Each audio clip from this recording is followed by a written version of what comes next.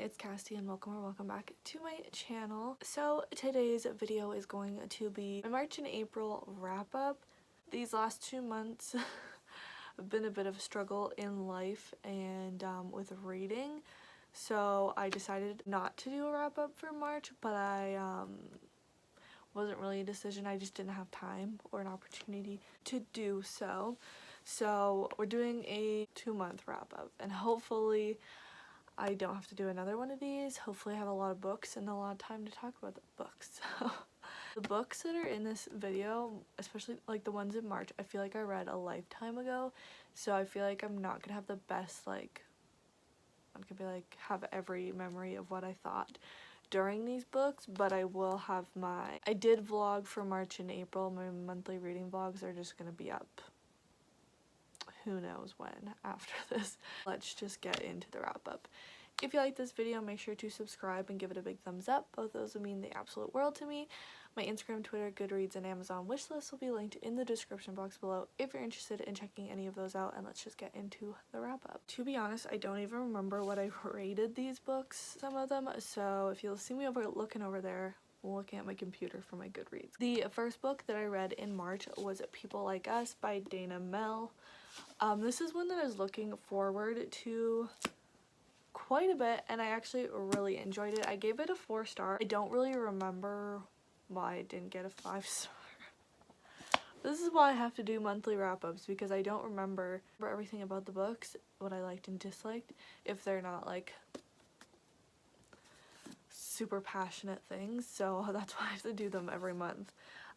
But in this book, we follow Kay, who is a soccer player at this private all-girls school. She's kind of a part of a group of mean girls type of thing, you know how it is. And then a girl is found dead on campus. Kay is kind of swept up into that situation, and then she gets an email from the dead student.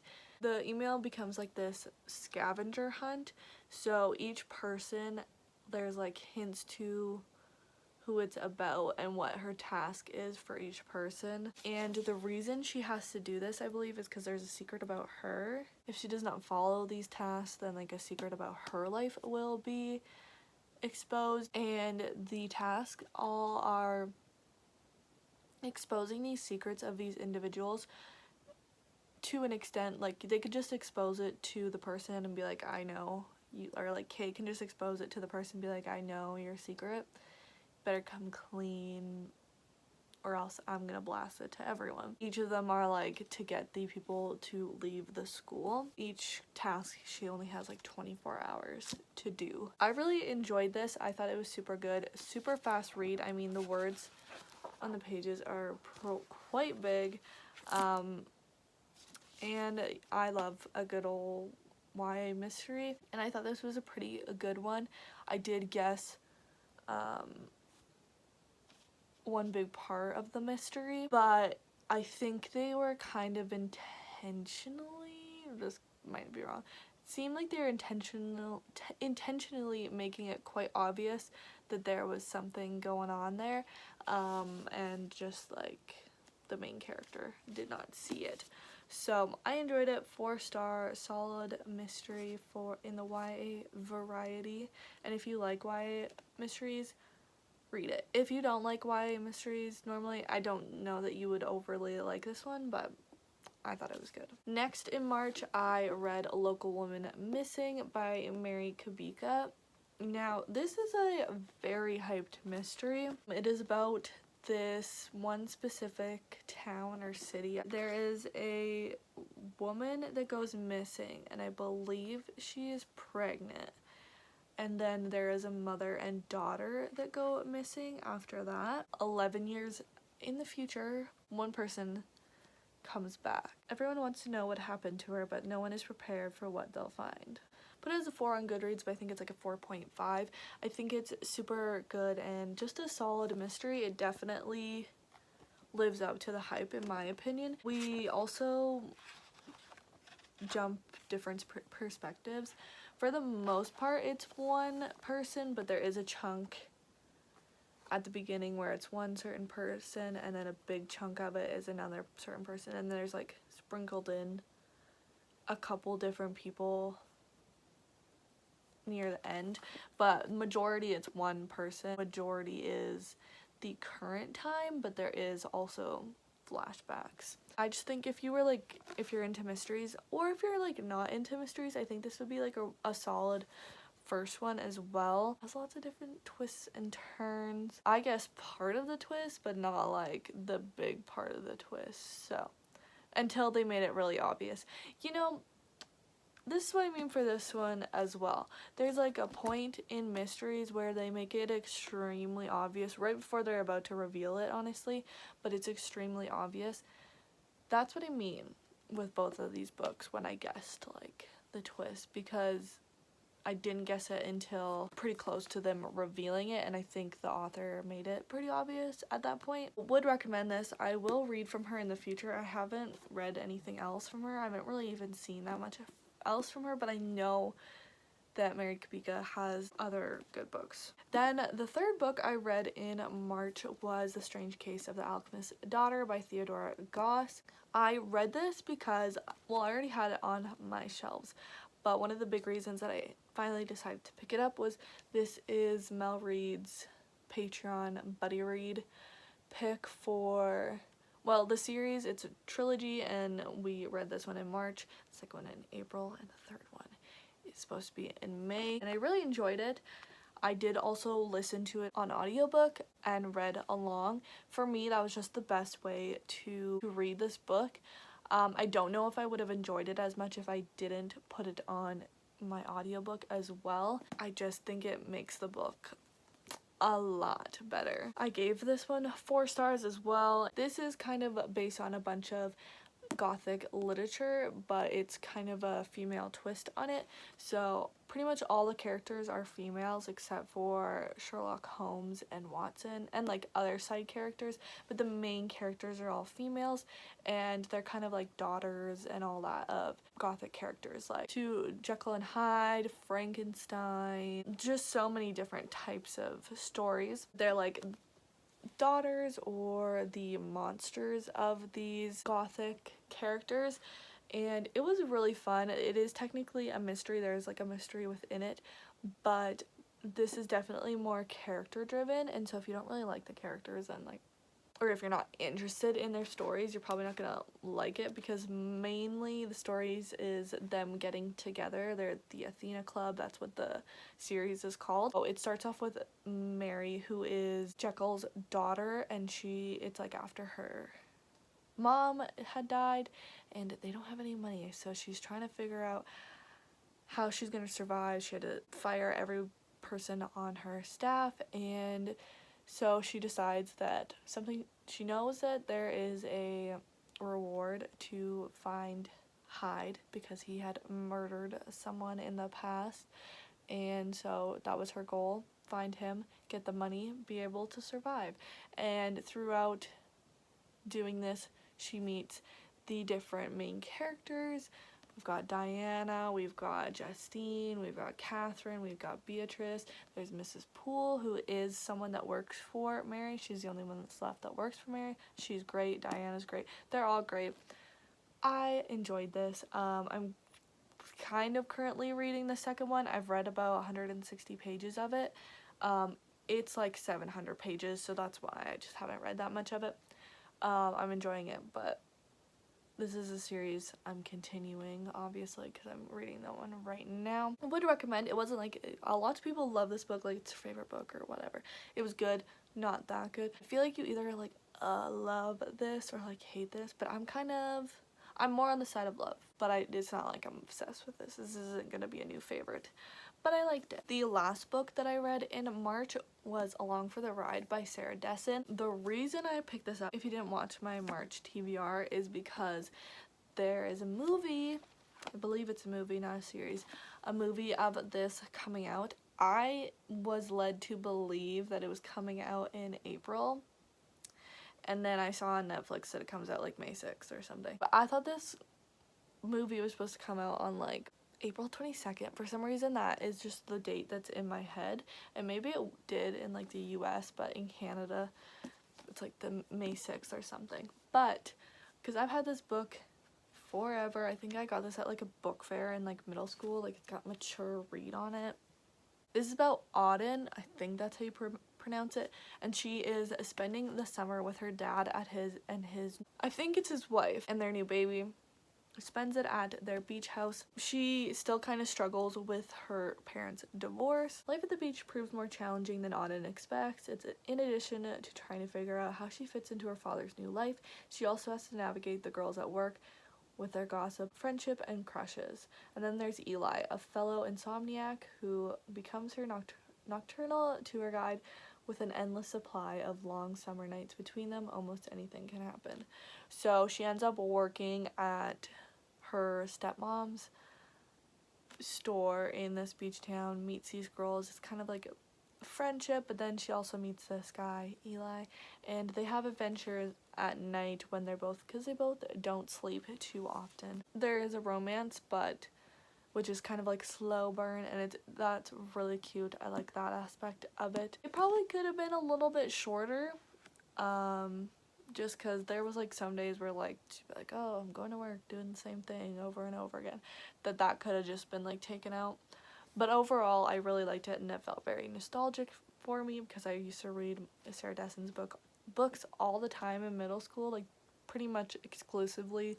That is what I read. I'm glad I finally read this because I didn't know when I was going to get to. I'm excited to watch the movie, and I wanted to watch it in April and put it in the vlog. Yeah, it did not happen because it wasn't out, but that's okay. Did I say? I think I gave this a 4-star. And so those are the books that I read in March. Here's the thing. I read 2 books in April. Life was a lot in April just in general. Had some things going on, and then it was my birthday, and it was end of the semester, so lots of school, and then I had to move back here and start some online classes, so school again. So it's just been a lot lately. I don't know, I meant to say this at the beginning, but I feel like lots of people that I follow or that I know in like the book community, booktube or anything, it's either like you read so much lately, or it's been like you've been in a slump, but not really a slump, you just haven't been reading, but not necessarily like you can't read, you just like don't want to or don't have the opportunity to.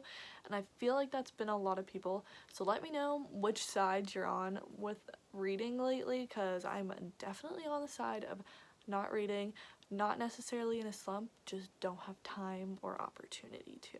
I thought I wasn't really reading in March, and then April hit, and I'm like, girl, I didn't read my first book in April until like the 19th or something. I could be wrong, but it's like within a couple days of that. That book that I picked up was Fat Chance Charlie Vega by Crystal Maldonado. First off, let's look at this beautiful cover. Sorry, the ring light's in the way. Beautiful cover, beautiful book. I loved this. I gave it a 4.5. Could be anywhere from a 4 to a 4.5. In this, we follow Charlie Vega, who is in high school. I think she's about 16, 17, and we just follow her life. There is like a romance in here, there is friendship, there is parent relationships, all types of insecurities, all types of different representation in so many different ways in this book. So if you have had your eye on it, I would definitely recommend reading it. What it says it's about is Charlie and her mom don't have a good relationship because Charlie wants to have a good relationship with her body, but it's hard, and her mom leaving a billion weight loss shakes on her dresser doesn't help. So she had lost her dad passed away, and her mom were both plus size. Didn't seem like her mom had any issue with it, and then her father died and her mom lost a lot of weight, and now she's pushing that onto Charlie in an awful way. But then we also have Charlie's best friend Amelia, and Amelia seems to always get the attention from people that are interested in a relationship with her, but also just people in general, including Charlie's mom. So that's like another insecurity for Charlie, because it seems like her mom likes Amelia better than she likes Charlie. And then there is a romance with someone. It was super cute, but The only part, there was like a part during the romance, I guess, that I felt like could be taken out because it just kind of got not boring, but like we've seen it before. Because I was like, what's gonna happen for the rest of this book? Because we still had it, like, it's a short book, but we still had like a chunk of it left, and I was like, what is literally gonna happen? Like, just showing them on another date? I don't.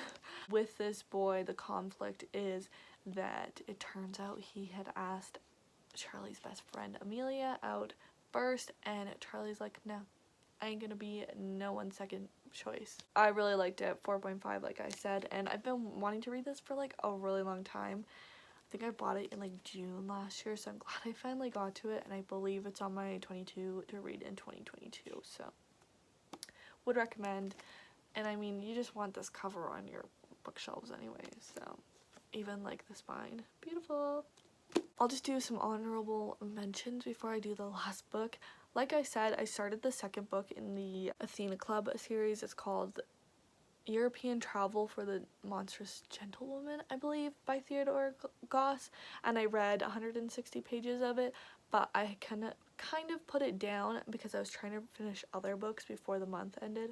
I didn't really, only finished one of them, but I'm just gonna like pick it up periodically. It's a big book and I don't feel like I need to binge it at all. And also Finley Donovan is killing it. I'm still reading it, but it's like May 4th, so I wanted to get this video out.